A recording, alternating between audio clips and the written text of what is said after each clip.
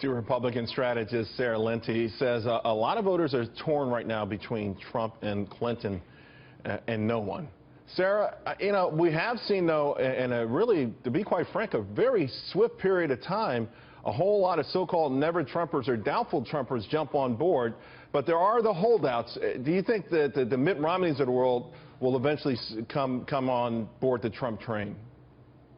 You know, I think they would be wise to. I think in terms of Speaker Ryan, you know, he has a district, a very small district that voted him into office, correct? But you have 11 million voters that have said Trump's our guy when it comes to the economy. Trump's entire message has been America first. Let's focus on America's overall economic health, the prosperity of this country. I think over time they're going to have to realize that you have 11 million voters that are saying Trump's our guy. But to your point, in Paul Ryan's district, the most recent poll has him ahead like something else crazy, like 73%. It's just an astronomical number. Listen, I know people will say, hey, remember Eric Cantor had like a 30-40 point lead as well. Right. But my parents' district. But if he's not in danger of losing his district and being removed from Washington D.C., what do you think would persuade him? And I feel like they're getting closer and closer, but do you think he actually will get some concessions from Donald Trump?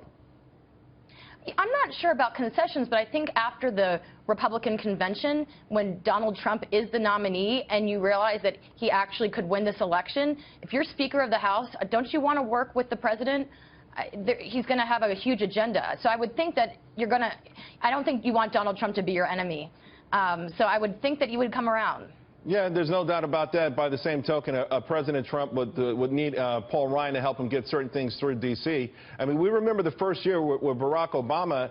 They thought they had it all. And Nancy Pelosi and Harry Reid, I think those guys, they shook Barack Obama down a few times. And, of course, no one foresaw Kennedy passing away, so they blew an opportunity. Yeah. And I think the American public, to be quite frank with you, is a little happy about that. But having said that, what about the theory that Paul Ryan wants to run at some point, and if Donald Trump does not win in November, he'll run on a counter platform saying, that didn't work, I'm your guy? That's always possible, but right now it's working for Trump. And so this election defies everything that's been normal.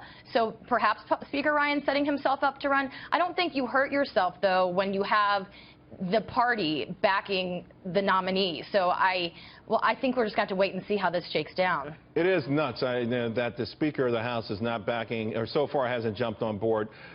Even if the distinctions have been made between the sort of full-throated endorsements and supporting, and a lot of folks have said, okay, I support the nominee, which is fine. I'm sure Donald Trump doesn't care about that. Ultimately, if Paul Ryan comes on board, do we need to hear endorsing Donald Trump as opposed to supporting Donald Trump? Endorsements haven't mattered this whole cycle, so I honestly don't think it matters. Donald Trump is appealing to new Republican voters. He's appealing to voters that were never affiliated as Republicans. So sadly, I don't think endorsements matter anymore. All right, Sarah, thank you very much. Really appreciate it. Thank you.